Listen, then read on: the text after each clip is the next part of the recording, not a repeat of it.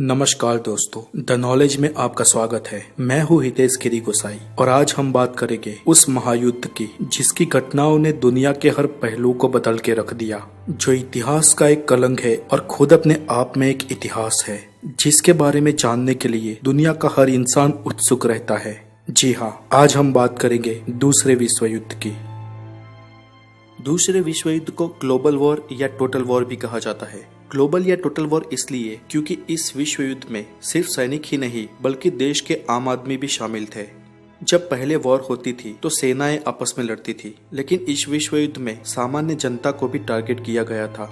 किसी भी देश ने अपने दुश्मन देशों में घुसकर आम जनता पर गोले बरसाए थे, उन पर बॉम्ब फेंके थे और उन पर मिसाइलें दागी थी। इसलिए इस विश्व युद्ध में कोई भी इंसान ऐसा नहीं था जिस पर जान का खतरा ना हो। इसी कारण इसे टोटल वॉर या ग्लोबल वॉर भी कहा जाता है। ये युद्ध 1939 से लेकर 1945 तक चला था और इस युद्ध में दो मेन पावर थे। एक था एक्सिस पावर, जिसमें Germany, Italy, Japan, Hungary, Romania और बुल्गारिया जैसे देश शामिल थे, जबकि दूसरी तरफ एलियंस पावर के नेशन थे, जिसमें US, Britain, France, USSR, Australia, Brazil, Canada, China, Denmark, Greece, Netherland, New Zealand, Norway, Poland जैसे देश शामिल थे। यहाँ पर याद रहे कि इटली पहले विश्व युद्ध में एलियंस पावर में था, जबकि वह दूसरे विश्व युद्ध में एक्सिस पावर में शामिल हो गया था। दूसरे विश्व युद्ध में उस वक्त की पृथ्वी की जनसंख्या के 3% लोग मारे गए थे, करोड़ों लोग घायल हुए थे और अरबों की संपत्ति का नुकसान हुआ था। जैसे कि हमने हमारी आगे की 2 डॉक्यूमेंट्री में जाना कि हर एक घटना दूसरी एक घटना को अंजाम देती है। दूसरे विश्व युद्ध होने के पीछे भी कई घटनाएं कारणभूत थी। उनमें से एक सबसे बड़ा कारण था खुद पहला विश्व युद्ध। अगर आपने हमारी पिछली 2 डॉक्यूमेंट्रीज वर्ल्ड वॉर 1 और बिफोर द वर्ल्ड वॉर 2 नहीं देखी तो बाद में आप इस वीडियो के नीचे डिस्क्रिप्शन में लिखी लिंक पे जाकर उसे देख सकते हैं। तो आइए आरंभ करते हैं दूसरे विश्व युद्ध का। जैसे कि आगे हमने जाना, पहले विश्व युद्ध के बाद जर्मनी पूरी तरह से घुटनों पे आ गया था और फ्रांस तथा ब्रिटेन ने विवादित वर्सल्स करार के जरिए जर्मन प्रजा की स्थिति बद से बदतर कर दी थी और जर्मन्स में रोष और आक्रोश पनपने लगा था। उन प्रजाजनों में से एक था एडोल्फ हिटलर, जिसने नाजी के जरिए जर्मनी की सत्ता हासिल की और दुश्मन देशों से बदला लेने का प्लान बनाया। हिटलर ने दुश्मन देशों के द्वारा हथियाए हुए जर्मन प्रदेशों को एक एक कर वापस ले लिया और आखिरकार जर्मनी का सबसे बड़ा भूभाग जो पोलैंड में था उस पर भी आक्रमण कर उसे ले लिया गया। मगर हिटलर इतने से संतोष मानने वाला नहीं था और अब वह दुश्मन देशों को अपने ताबे में करना चाहता था, जिसके लिए उसने पोलैंड देश पर हमला कर दिया। दिन था 1 सितंबर 1939, समय सुबह के 4:45 और ये था दूसरे विश्व युद्ध का आरंभ। 1 सितंबर की सुबह 4:45 पर जर्मनी ने जिस महायुद्ध का आरंभ किया उसके कुछ ही घंटों में लगभग 15 लाख जर्मन नाजी सैनिक पोलैंड के अंदर घुस गए और महज 1 महीना होते होते तो पूरे पोलैंड देश को जीत लिया। पोलैंड पे हमला होने के हालात में मदद का वायदा देने वाले फ्रांस और ब्रिटेन भी इन हालात में कुछ न कर सके। पोलैंड को जीतने के बाद लगभग 6 महीने तक हिटलर शांत रहा। उसने कोई भी प्रतिक्रिया की नहीं, लेकिन उसका अगला टारगेट फ्रांस और ब्रिटेन थे, क्योंकि यही वो देश थे जो जर्मनी की दयनीय स्थिति के लिए जवाबदार थे और वर्सल्स करार के नायक। दूसरे विश्व युद्ध में हिटलर जर्मन सत्ता को पूरे यूरोप में फैलाना चाहता था और वैसी ही सोच रखने वाला एक और तानाशाह इटली में पैदा हो गया था, जो था मुसोलिनी। मुसोलिनी इटालियन सत्ता फिर से यूरोप में खड़ी करना चाहता था और रोमन राज्य जैसी हुकूमत वापस लाना चाहता था। वहां तीसरी ओर पूर्व में जापान लड़ रहा था। जापान एशिया में अपनी हुकूमत बनाना चाहता था और पूर्व तथा दक्षिण एशिया के देशों को जीतकर उन पर अपनी हुकूमत कायम करना चाहता था। तो इस तरह साम्राज्यवादी नीतियों को ध्यान में रख ये 3 देश विश्व युद्ध लड़ रहे थे। अब हिटलर बहुत ज्यादा ही महत्वाकांक्षी बन चुका था। वो सभी देशों पर जर्मन राज लाना चाहता था।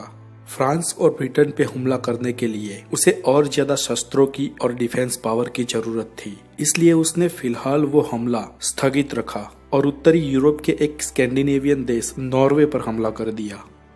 9 अप्रैल 1940 के दिन लगभग 15,000 सैनिक, 1,000 फाइटर प्लेन और 28 सबमरीन्स को भेजकर नॉर्वे को जीत लिया और नॉर्वे और जर्मनी के बीच पड़ने वाले देश डेनमार्क को भी अपने ताबे में कर लिया। इतना ही नहीं, कुछ ही महीनों में तो नीदरलैंड, लग्जमबर्ग और बेल्जियम तीनों देशों पर बारी बारी हमला कर जर्मनी में विलीन कर दिया। 1940 का जून महीना आते आते हिटलर को लगा कि अब उसके पास डिफेंस पावर के लिए उत्पादित शस्त्र पर्याप्त मात्रा में जमा हो गए हैं। इसलिए 5 जून 1940 को हिटलर ने लगभग 15 लाख नाजी सैनिकों को भेजकर फ्रांस पर आक्रमण कर दिया। उस समय फ्रांस के पास 8 लाख सैनिक थे, लेकिन उसके सामने 15 लाख नाजी सैनिक, 2000 टैंक्स और 1500 फाइटर प्लेन थे, जिसको उस वक्त हरा पाना फ्रांस के बस में नहीं था। और महज 15 दिन होते होते तो फ्रांस का काम तमाम कर दिया। फ्रांस और ब्रिटेन ने मिलकर जर्मनी को नीचा दिखाने में कोई कसर नहीं छोड़ी थी। वो दिन आज भी हिटलर भूला नहीं था। यहाँ पर इतिहास ने अपने आप को फिर दोहराया। हिटलर ने फ्रांस के वही कैंपिंग के जंगल में वही ट्रेन बुलवाई जिसमें लगभग 21 साल पहले फ्रांस और ब्रिटेन ने जर्मन सरकार से शरणागति पत्र पर दस्तखत करवाए थे। हिटलर ने आज इतने सालों बाद फिर से कैंपिंग के जंगलों में ट्रेन में बैठकर फ्रांस को शरणागति पत्र पर दस्तखत करवाए। अब स्थिति ये थी कि जर्मन सेना लगभग पूरे यूरोप को अपने ताबे में ले चुकी थी। बस अब सिर्फ एक ही देश बाकी था जो उनके सामने झुका नहीं था, वो था द ग्रेट ब्रिटेन। हालांकि ब्रिटेन चारों ओर समुद्र से घिरा देश है, इसलिए अब तक वो अभेद रह गया। लेकिन 1940 में हिटलर ने समुद्री मार्ग से ब्रिटेन पर हमला करने की ठान ली, लेकिन उसके इस विचार में बाधा रूप बना उसका सेना अध्यक्ष। हिटलर के सेना अध्यक्ष ने उस वक्त ये कहकर युद्ध को टाल दिया कि ब्रिटेन की वायुसेना बहुत मजबूत है और वो लोग हम पे समुद्र में हवाई हमला कर सकते हैं। इसलिए हिटलर ने कुछ समय प्रतीक्षा की और अपनी वायुसेना को और मजबूत बना लिया, ताकि जब वो ब्रिटेन पर हमला करे तो जर्मन वायुसेना उस पर काउंटर अटैक कर सके। और कुछ ही महीनों बाद जर्मनी और ब्रिटेन के बीच घमासान युद्ध हुआ, जिसे बैटल ऑफ ब्रिटेन भी कहा जाता है। इस युद्ध में ब्रिटेन के 1000 और जर्मनी के लगभग 1800 फाइटर प्लेन निस्तनाबूद हो गए। महीनों तक चले बैटल ऑफ ब्रिटेन के बाद हिटलर का धैर्य टूट गया। हालांकि आधे से ज्यादा यूरोप पर जर्मनी की हुकूमत थी और कुछ समय और हिटलर ये युद्ध जारी रखता तो ब्रिटेन को आज नहीं तो कल हारना ही पड़ता। लेकिन कूटनीति में हिटलर इतना अच्छा नहीं था जितना वो राजनीति में था, और वो न करने वाली 3 बड़ी गलतियां कर बैठा। उसकी सबसे बड़ी एक भूल तो ये थी कि उसने ब्रिटेन के साथ युद्ध को स्थगित कर दिया और ब्रिटेन को बाद में हराने की सोचने के बाद वो फिलहाल यूरोप के अन्य देशों पर हुकूमत करने की सोचने लगा। हिटलर की दूसरी और सबसे बड़ी अक्षम्य गलती ये थी कि उसने रशिया के साथ बिना कोई कारण ही युद्ध छेड़ दिया। रशिया के साथ युद्ध करने के लिए हिटलर ने 30 लाख सैनिक, 7000 टैंक्स और 4000 फाइटर प्लेन रवाना किए। उस समय जर्मन नाजी सैनिकों ने रशिया में घुस की, लेकिन बाद में वो रशियन सैनिकों के सामने और रशिया के ठंड मौसम के सामने नहीं टिक पाए और लगभग 9 लाख नाजी सैनिक मारे गए। और रशियन सैनिक जर्मन नाजी सैनिकों को खदेड़ते हुए जर्मनी की बॉर्डर तक आ गए।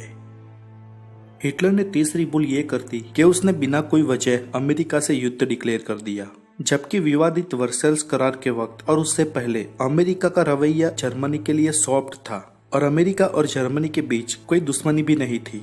जापान ने 7 दिसंबर 1941 के दिन अमेरिका के पर्ल हार्बर पर हमला किया। उसके 4 ही दिन बाद हिटलर ने अमेरिका के साथ युद्ध की घोषणा कर दी। हिटलर ने शायद ये सोचा होगा कि अग्नि एशिया में जापान ब्रिटेन के सामने लड़ रहा है, जो जर्मनी का दुश्मन था, इसलिए दुश्मन का दुश्मन दोस्त हुआ और अब जापान ने अमेरिका पर हमला कर दिया। इस वजह से दोस्त का दुश्मन दुश्मन हुआ। शायद इन समीकरणों के चलते हड़बड़ी में हिटलर ने अमेरिका के साथ युद्ध डिक्लेयर कर दिया, लेकिन इसके परिणाम जर्मनी और हिटलर के लिए बहुत घातक साबित हुए। 6 जून 1944 के दिन अमेरिका, ब्रिटेन और दूसरे मित्र राष्ट्रों की सेना यूरोप में घुस गई और जर्मनी पर हमला कर दिया, जिसमें कई नाजी सैनिक मारे गए और वर्सल्स करार में हुए अत्याचार का बदला लेने वाला जर्मनी फिर से घुटनों पर आ गया।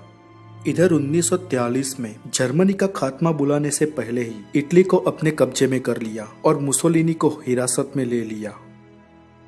महीनों तक चले संग्राम में जर्मनी की पीछेहट हुई थी, क्योंकि एक और पश्चिम की तरफ से अमेरिका, ब्रिटेन और मित्र राष्ट्रों की सेनाएं जर्मनी पर हल्ला बोल रही थी, जबकि दूसरी ओर पूर्व की तरफ रशिया की सेना राजधानी बर्लिन की ओर बढ़ रही थी।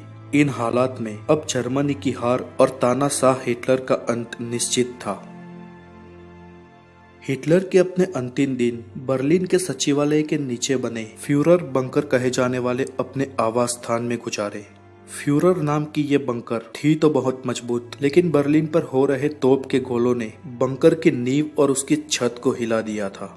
हिटलर को अब अपना अंत करीब लग रहा था। उसने कुछ सर्वोच्च नाजी अफसरों को और अपने करीबी लोगों को बुलाया, जिनमें उस वक्त उसके साथ 26 लश्करी अफसर और 31 चौकीदार थे। रशियन का जो रिपोर्ट दस्तावेजों में दर्ज है, उस रिपोर्ट के अनुसार हिटलर ने अपने करीबी लोगों से कहा कि मुझे किसी भी हाल में दुश्मनों के हाथ पकड़े नहीं जाना है। वो एक एक अफसरों को मिला, लेकिन ज्यादा कुछ बातचीत नहीं की। अब सब समझ गए थे कि आगे क्या होने वाला है। दूसरे दिन थी तारीख 30 अप्रैल 1945। हिटलर के जीवन का ये आखिरी दिन था। दोपहर को ईवा ब्राउन के साथ उसने लंच किया। लगभग 2 बजे के बाद भोजन समाप्त करते हुए वो दोनों एक कमरे में गए, जिसके बाहर एक चौकीदार स्टैंड अप पोजीशन में पहरा दे रहा था। कुछ समय बाद बंकर के उस कमरे में ईवा ब्राउन ने साइनाइड की गोली खा ली और हिटलर ने वॉल्थर ब्रांड की अपनी ऑटोमेटिक पिस्तौल से खुद को गोली मारकर आत्महत्या कर दी, और इसी के साथ तानाशाह हिटलर के चैप्टर का अंत हो गया। हालांकि हिटलर की मौत के बारे में ये सर्वमान्य रिपोर्ट के अनुसार घटित हुई घटनाओं का ब्यौरा है, लेकिन हिटलर की मौत को आज भी एक मिस्ट्री माना जाता है और उसके विषय में कई अलग अलग रिपोर्ट अलग अलग घटनाओं का जिक्र करती है। सच्चाई आखिर जो भी हो, लेकिन उस वक्त हिटलर का अंत हो गया था और जर्मनी की पराजय। इधर हिटलर की मौत और जर्मनी की हार के बाद यूरोप में तो लगभग दूसरा विश्व युद्ध खत्म हो गया, लेकिन एशिया में जापान अभी भी युद्ध लड़ रहा था। जापान ने मित्र देशों के नाक में दम कर रखा था। उसने अमेरिका का भी काफी नुकसान किया और कई अमेरिकन तथा चाइनीज टापुओं को जीत लिया। जापान उस वक्त इतना फॉर्म में चल रहा था कि वो हार मानने के लिए तैयार नहीं था, और यहाँ पर मित्र देश उसे हराकर किसी भी तरह युद्ध को खत्म करना चाहते थे।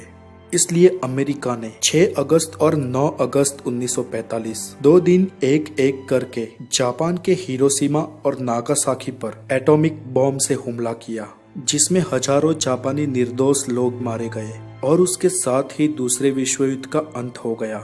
लेकिन यहाँ पर सवाल ये है कि अमेरिका कई और तरीकों से भी जापान पे हमला कर उसे कंट्रोल में कर सकता था, तो आखिर इतने भयानक एटॉमिक हमला करने की जरूरत क्या थी? इसके ऊपर अमेरिका की भी अपनी सफाई है, अपने जवाब है। खैर, दूसरे विश्व युद्ध का अंत चाहे जैसे भी हुआ, बहुत ही बुरा हुआ। इतने खतरनाक युद्धों के बाद आखिरकार दुनिया को कुछ प्राप्त नहीं हुआ। इस विश्व युद्ध के बाद अमेरिका और यूएसएसआर का ठंडा विग्रह शुरू हुआ। इस कोल्ड वॉर में तीसरे विश्व युद्ध के संकेत भी दिखाई दे रहे थे, लेकिन सुखद बात ये रही कि 1991 आते आते कोल्ड वॉर खत्म हो गया और दुनिया ने चैन की सांस ली। परंतु इस कोल्ड वॉर के चलते अमेरिका और रशिया ने हजारों न्यूक्लियर वेपन्स खड़े कर दिए और न्यूक्लियर से भी घातक हथियारों का उत्पादन किया। और न सिर्फ इन 2 देशों ने, बल्कि कई और देशों ने भी अपने आप को एडवांस और वेपनाइज कर दिया। आगे हम फिर हाजिर हो गए तीसरे विश्व युद्ध की सांकेतिक घटनाओं को लेकर, और अगर तीसरा विश्व युद्ध हुआ तो उस परिस्थिति में क्या हो सकता है, उसके पूर्ण चित्र को लेकर।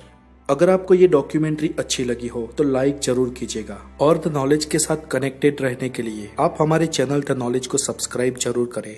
आगे फिर मुलाकात होगी, तब तक के लिए खुश रहिए। Take care.